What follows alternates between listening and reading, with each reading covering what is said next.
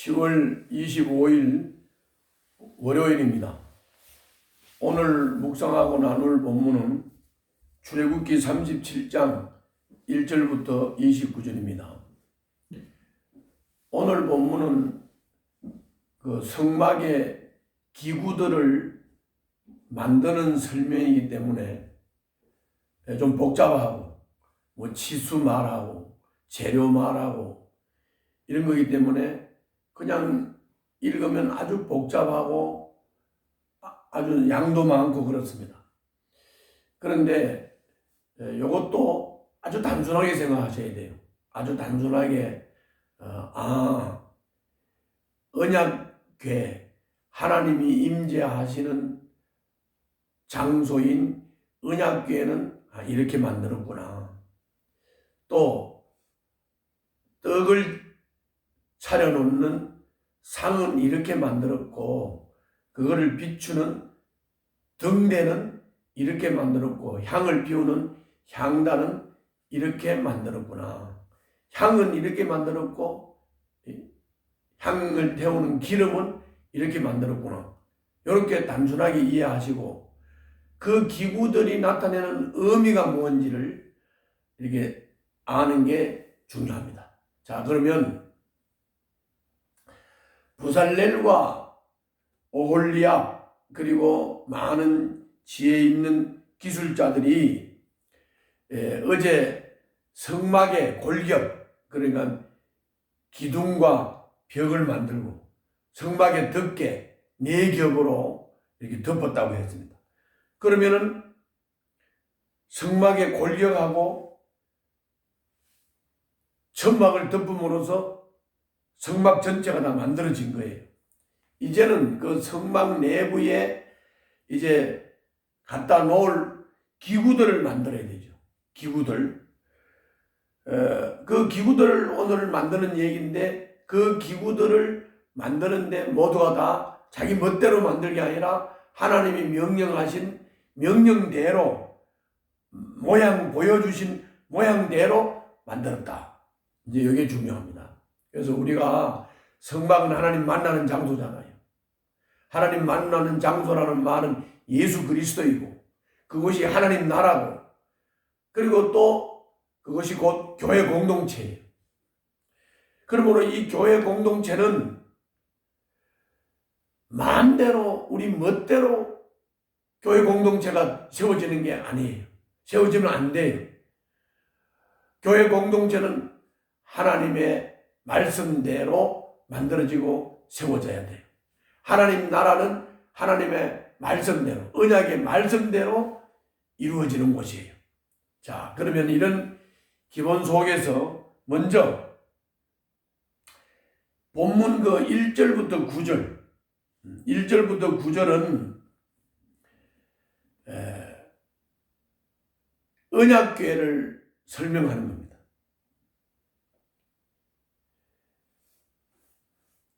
먼저 그 언약궤는 규격을 말했어요. 그래서 규격대로 만들었고, 아카시아로 만들었고, 순금을 입혔고, 그리고 금고리를 만들어서 채를 고리에 끼워서 옮기도록 했고, 궤 위에는 속죄판을 앉히고, 그 두 그룹, 즉 천사를 만들어서 이렇게 마주 보면서 이 속죄판을 이렇게 내려다보도록 이렇게 만들었고, 그리고 속죄판을 덮었고, 이 속죄판에 하나님이 임재를 하셔서 앉으시는 보좌이고, 그리고 사람의 피제사를 받으시고 죄를 속하시는 속죄소, 또 시은좌,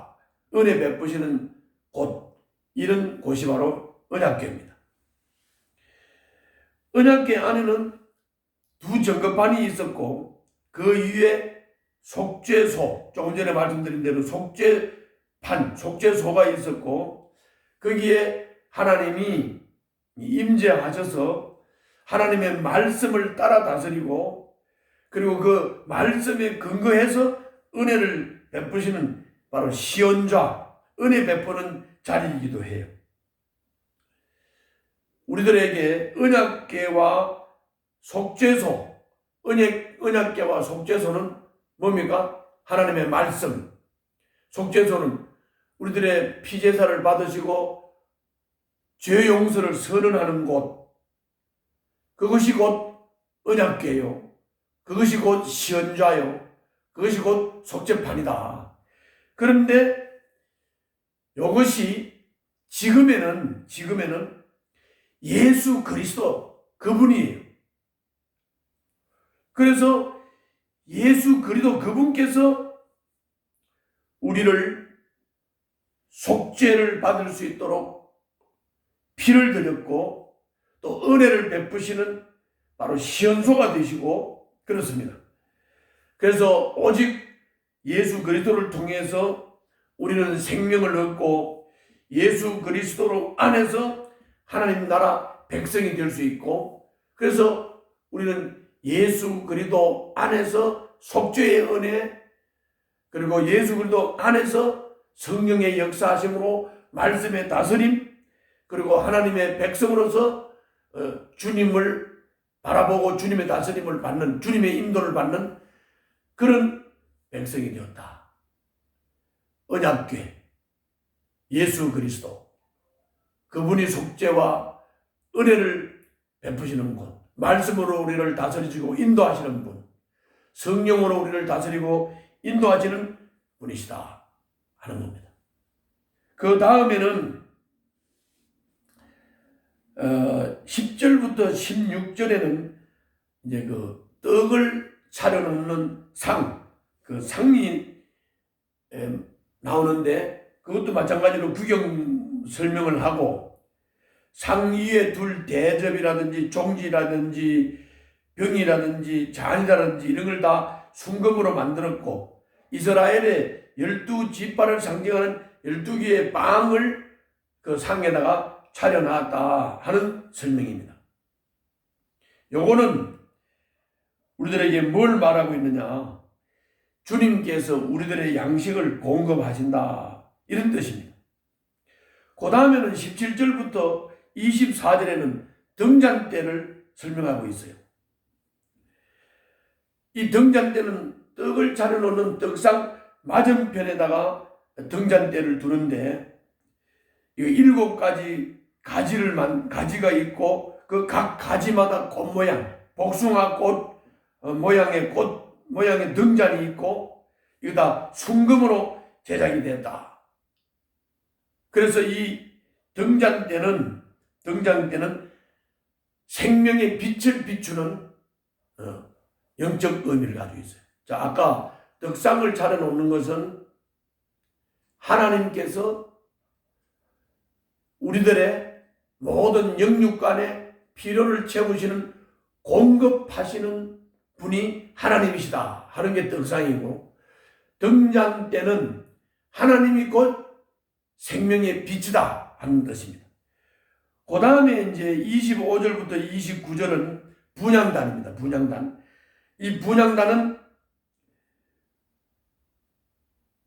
이것도 마찬가지로 아카시아로 만들었고, 그리고 이것도 금으로 다 씌워서 만들었고 제작을 했습니다.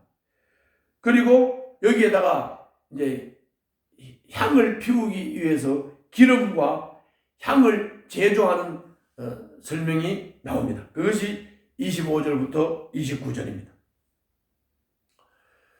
제가 지금 요약을 해서 1절부터 9절은 언약궤, 10절부터 16절은 떡을 차려놓는 상, 17절부터 24절은 등잔대, 25절부터 29절은 분향단, 요점만 설명을 했습니다. 이거는 제 설명을 들었으니까 처음부터 끝까지 이게 찬찬히 읽으면 이 말이었구나, 그 말이었구나, 이렇게 이해가 됩니다. 자, 분향단은 주님께 드리는 예배를 말하는 겁니다. 주님께 드리는 예배와 기도를 말하는 거예요. 그래서 자, 보세요.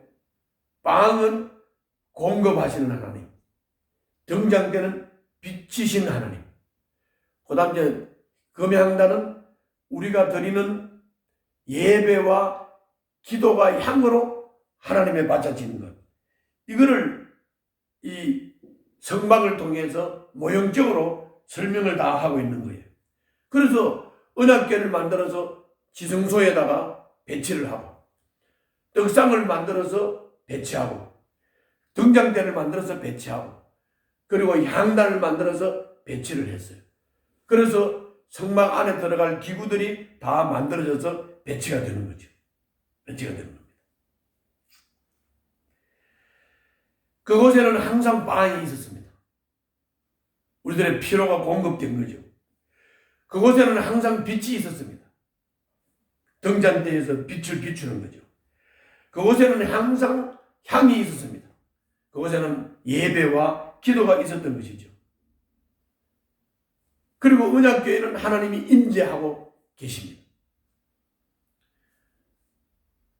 요 성막 기구를 통해서 우리가 알 수 있는 것은 부분을 다 설명을 했기 때문에 딱 조합을 딱 해서 보면 주님의 백성과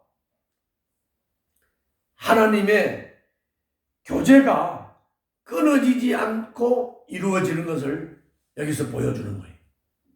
그러니까 예수님께서 십자가에 못 박혀 죽으시고 속죄의 피를 흘리고 그 지성소와 성소, 하나님이 임재하는 장소와 우리가 예배하는 장소인 성소를 가로질러 있는 이 휘장이 예수님이 십자가에서 못 박혀 죽으시자 휘장이 찢어졌어요. 위에서 아래로 찢어졌어요.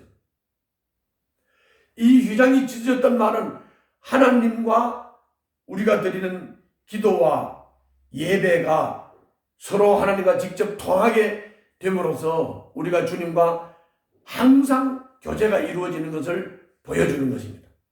하나님은 지성소에 임재하시고 하나님의 백성은 하나님으로부터 떡상을 통해서 영육간의 피로를 공급받고 생명의 빛을 받고 예배와 기도를 통해서 주님께 드리고 주님은 은혜를 베푸시고 속죄를 베푸시는 이런 주님과의 교제가 항상 이루어지는 것을 끊이지 않고 이루어지는 것을 여기서 보여주고 있는 겁니다.